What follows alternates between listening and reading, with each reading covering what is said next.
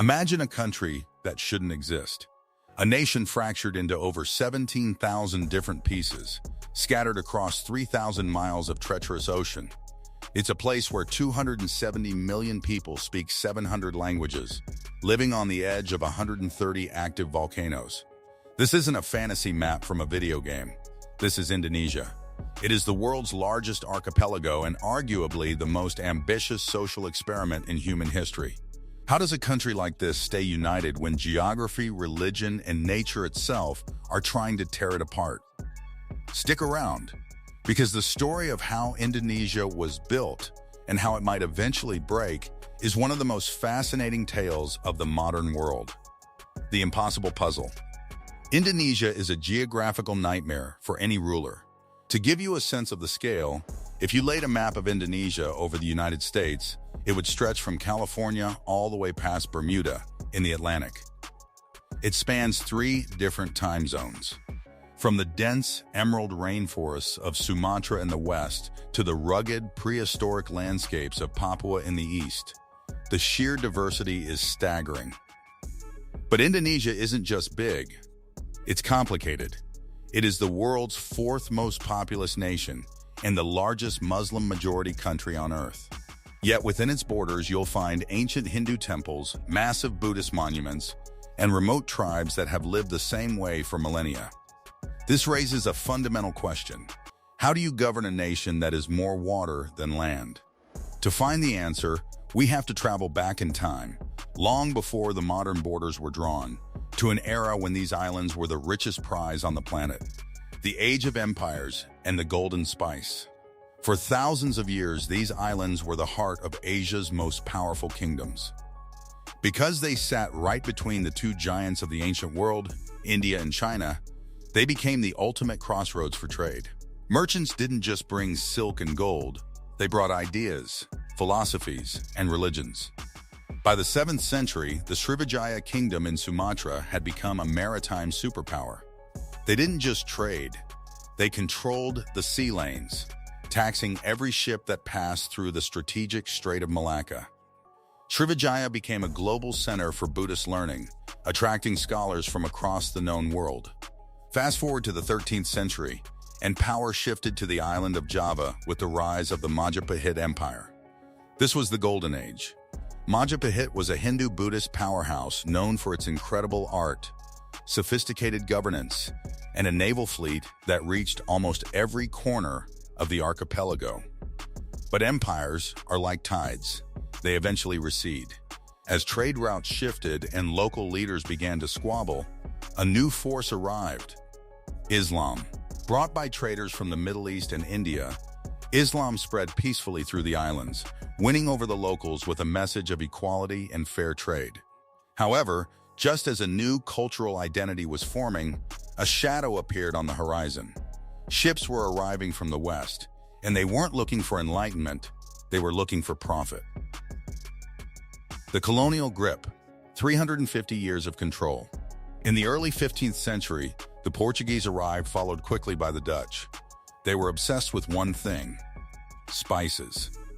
Back then, cloves, nutmeg, and mace from the Maluku Islands, the legendary Spice Islands, were literally worth their weight in gold in Europe.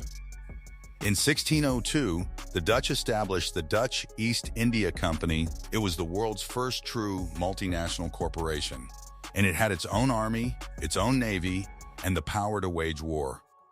The Dutch didn't just want to trade, they wanted a monopoly. They built massive forts, made lopsided deals with local sultans, and if anyone resisted, they used brutal force.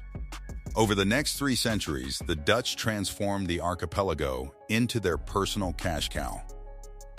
They founded the city of Batavia, which we now know as Jakarta, and forced the local population into a system of cultivation. Farmers were forced to grow coffee, sugar, and tobacco for European markets instead of food for their own families. This 350-year period of colonial rule was characterized by immense wealth for the Netherlands and deep suffering for the Indonesians. But ironically, it was this very oppression that began to sow the seeds of a unified Indonesian identity among thousands of disparate islands. The fire of revolution. By the early 1900s, a nationalist movement was simmering.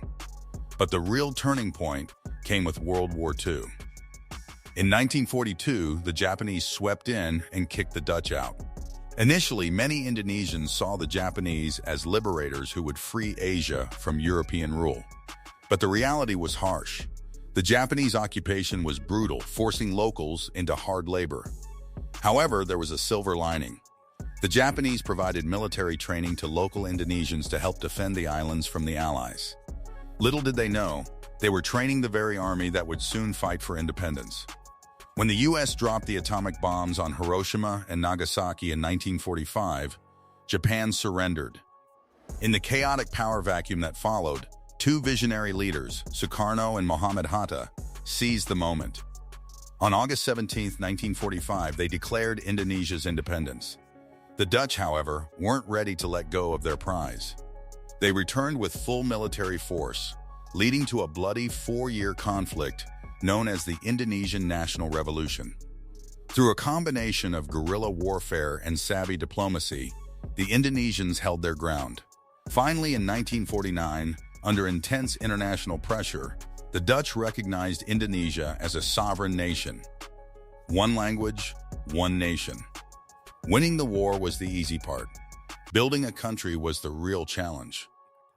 How do you convince someone in the jungles of Papua that they belong to the same country as a businessman in the skyscrapers of Jakarta? The leaders knew they needed a glue. They chose a national motto, Bhinneka Tunggal Ika, unity in diversity. But their most brilliant move was the language. Instead of choosing Javanese, the language of the largest ethnic group, which might have made other groups feel inferior, they chose Bahasa Indonesia. It was a simplified version of Malay, easy to learn and politically neutral.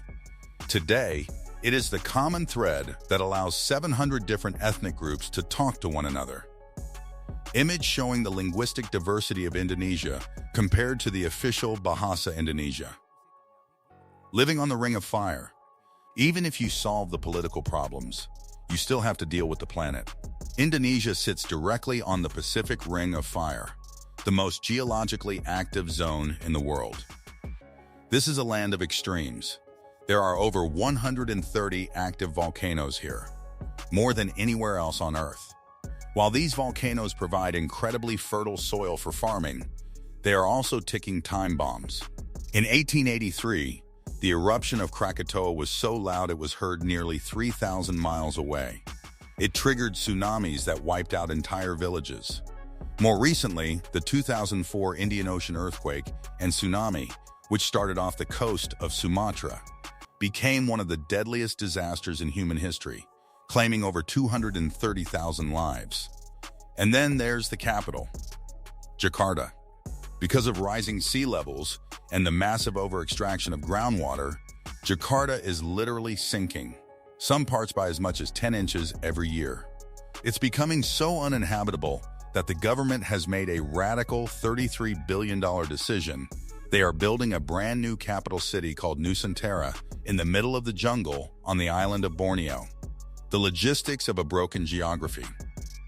Beyond the volcanoes, the sheer logistics of Indonesia are a nightmare. In most countries, you build a highway to connect cities. In Indonesia, there's always an ocean in the way. This creates a massive development gap. While Java is hyper-developed with high-speed trains and 5G internet, remote islands like Nias or Flores often feel forgotten.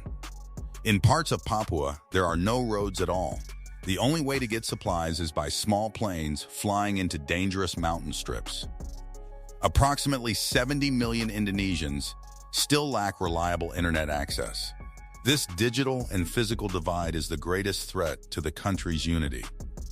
If people feel the government has forgotten them, they start looking for the exit. We saw this in 2002 when East Timor successfully broke away to become an independent nation, and separatist movements still simmer in places like Aceh and Papua today. Can the experiment survive? Indonesia is a puzzle that is constantly being reassembled. To keep the peace, the government promotes a philosophy called Pancasila, 5 principles that include belief in God, social justice, and national unity. It's taught in every school and integrated into every government office. But as we look toward the future, the challenges are mounting. Climate change is threatening its coastlines, and geopolitical tensions are rising as China expands its presence in the surrounding seas. Indonesia was never meant to be a single country.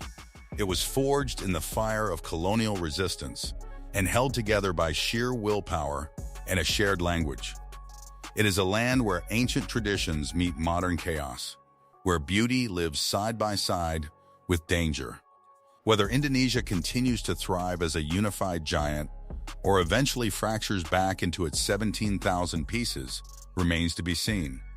But one thing is certain, there is nowhere else on Earth quite like it. If you found this deep dive into the impossible country fascinating, make sure to hit that like button and subscribe for more stories about the hidden forces shaping our world. What do you think is the biggest challenge facing Indonesia today? Let us know in the comments below. Thanks for watching, and we'll see you in the next one.